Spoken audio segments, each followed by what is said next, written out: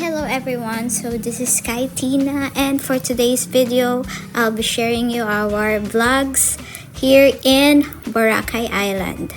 So at the moment, when we were staying here in Savoy Hotel Manila, kasi kailangan ko munang sunduin ang aking jowa Bells from US, and nag-stay muna kami dito sa Savoy Hotel. Then later on, mag-fly na kami papunta ng Boracay. Actually 4 PM ang flight namin.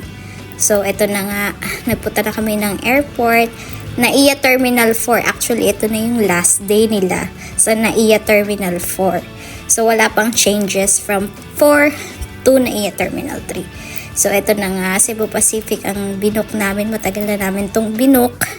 Many months ago na. So, babalik kami ulit ng Boracay.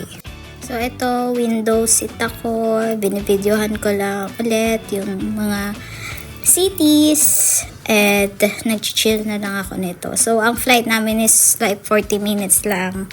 At eto na, nakikita na namin ang Boracay Island. So, napakaganda niya. Lalo na sunset na ito, pa-sunset na ito. So, palapag na kami ng Katiklan Airport nito, guys. So, yung last time na visit ko ng Boracay is 2022 pa. So, bali parang 1 year akong hindi nag-beach. So, na-excite ako ulit na nakalapag ako ulit ng Boracay after a year and so. And syempre kasama ko ang aking jowa Bells. Balik kami ulit dito. And pasakay na kami ng tricycle papunta ng Jetty Port kung saan pupunta na dun sa island, Boracay Island, yung mga stations. So, last time noong 2022, ang in-stay naming hotel was Henan Palm Resort sa Piccolo Hotel. Pero this time, nag-Henan Garden na kami kasi fully booked na yung Palm. Balak namin mag-Palm ulit pero fully booked na. So far, maganda ang garden, maganda ang rooms, malaki. At malaki din ang kanilang resort. Hotel resort. Yun nga lang, hindi siya front beach, pero may direct beach access siya papunta sa beach. Ang labas nyo is yung KFC. So, may makikita kayong KFC doon sa Boracay, sa front beach. Yan na yun. May way papuntang Henan Garden. So, eto, nagpapafilm ako sa jowa ko na i-video niya ako pababa ng stairs habang naglalakad din. So, hindi siya marunong mag-vlog. Tinuturuan ko siya nangangapapa. Ayan o, tignan nyo. Hindi pa siya ganun kagaling. So, ayan ang Henan Garden. Ito na guys, yung pool area nila. May mga bars. Ito, makikita nyo ako naglalakad ulit kasi palabas kami ng Henan Garden. Hahanap kami ng kakainan sa D-Mall. So, makikita nyo, maraming tao, pero yung tao is saktuhan lang. Hindi siya sobrang parang summer season na sobrang dami. Pero never pa akong naka-experience mag-Boracay ng summer. Usually, nagbo-Boracay ako, ayan, mga October and first time November. So, ayan, pinapakita ko lang sa inyo yung itsura. Tignan mo, parang ang layo na nilakad ko, no? Ang laki kasi ng Henan Garden. Mas malaki siya compared sa Palm. So far. Ito pa lang yung natatry kong mga henans dito. So, itong left side, ayan, yung cafe nila na bar ata din. Diyan din ang buffet area. Tuwing morning. Evening may buffet din sila, pero syempre dun tayo sa free buffet na breakfast. Ito na yung alleyway palabas ng Henan Garden. Ito yung KFC. So, ayan na, front beach na siya. Lalakad ka lang ng onte papunta D-Mall. O diba, dami ng tao. So guys, parang mga 7:30 AM pa lang to or 8 PM.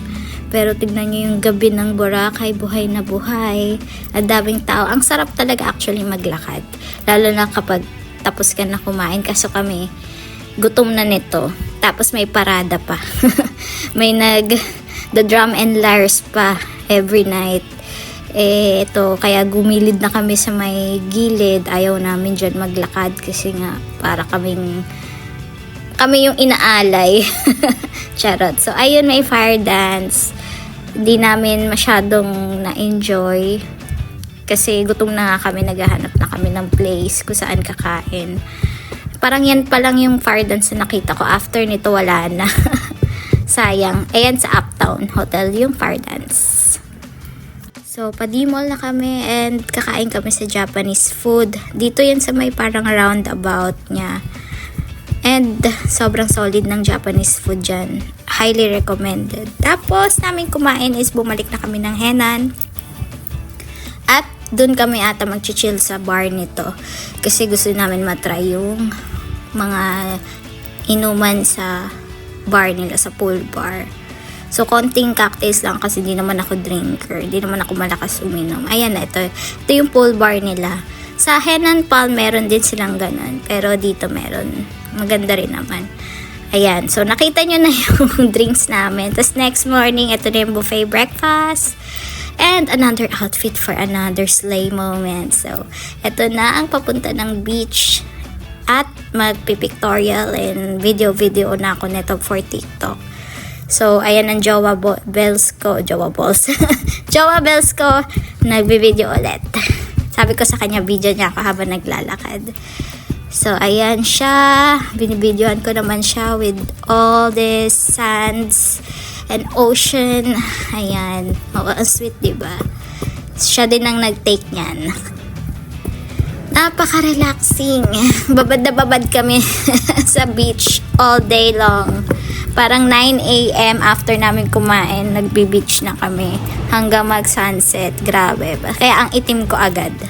And guys, if makikita nyo ang bilis ng outfit and change ko dito is nako-combine ko na yung mga days na nagbi-beach kami. So, yung dilaw ko na swimsuit dito is day 3. So, ayan.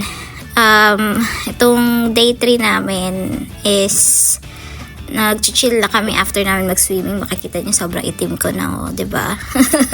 Syempre holding hands with jowa. Ayan. So after niyan is pagre-ready na kami sa date night namin. Ayan. Ito day 1 to. Nag-date na kami ng gabi, day 1 or day 2. Hindi ko na maalala, pero bakit bakit na-mix siya sa day 3. Pero ayan, nagde-date night talaga kami ng gabi.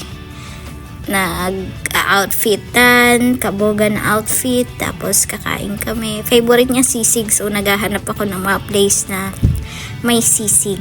So, D-mall ulit to. D-mall kami ulit kumain.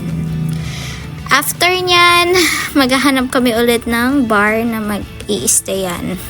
Tingnan mo, excited siya sa sisig. Gusto niya yung nagsisizzling pa yung plate, yung mainit pa, tapos lalagyan niya ng itlog. Paborito niya yan. So, hindi na yata kami nakapag-bar nun, or hindi ko lang na-feel, pero nakapag-bar kami. Pero chill lang. Tapos, eto na next day, palabas kami ulit. I think last day na namin to.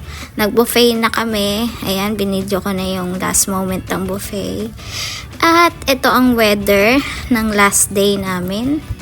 So, for the lakad-lakad and swimming na ako. Naka-leopard na ako na outfit. I mean, na bikini. Madumi lang dyan banda, pero napaka-solid na nung malapit na sa water. Ayan. Kasi ito na yata yung pabagyo na rin. Buti nga nakaalis na rin kami a day before. Kasi medyo maulan-ulan na rin after.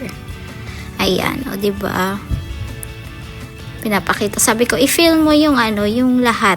Hindi lang ako. Kuha naman niya. So, ayan. Bumalik na kami ulit ng Henan ng Henan Garden, not Palm. Ayan. Another chill night. Chill bar. Next day, before kami umalis, gym muna para matry namin yung gym ng Henan Garden. Free use siya kasi dati may bayad. Nung 2022, may bayad ang gym nila kahit guest ka. So, happy kami na free na siya now. O, diba, ang ganda, pa sunset na to.